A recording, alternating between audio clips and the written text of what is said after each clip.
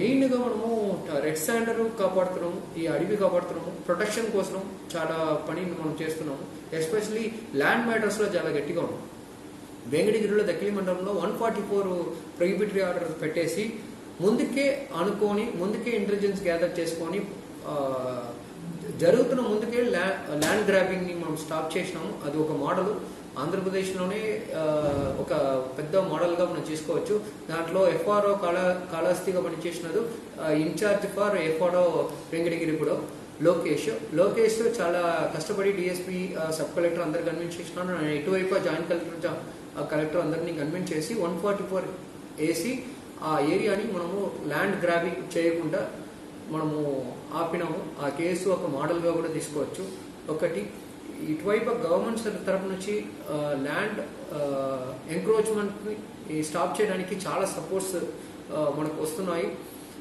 Nursery next మనము అడవి కాపాడుతున్నాం, ఒకటి అడవి పెంచుకోవడం ఒకటి. ఆల్రెడీ 33% పైగా ఫారెస్ట్ మన డిస్ట్రిక్ట్ ఉన్నాయి.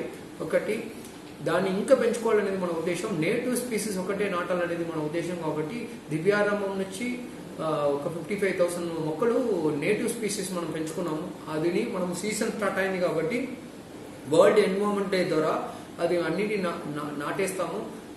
అది 5 లక్షల మొక్కలు ఒకే రోజులో నాటాలనేది మన ఉద్దేశం.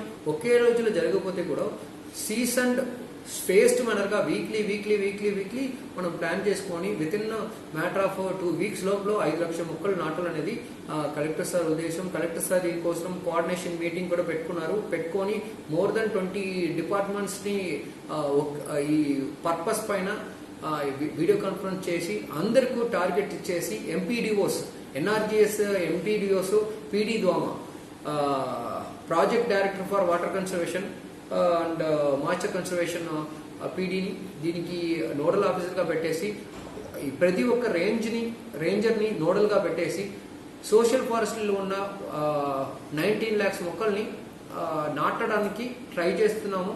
దీనికోసం ఇంకా ఎక్కువ కాన్సన్ట్రేషన్ ఉన్నాయి. గవర్నమెంట్ ప్రస్తుతిలో తిరుపతి పూర్తిగా గ్రీన్గా మార్చాలి, తిరుమల పూర్తిగా గ్రీన్గా మార్చాలి. దానికోసం మళ్ళీ ప్రొటెక్షన్ ఒక సైడ్లో చేస్తాం, మొక్కలు నాటడం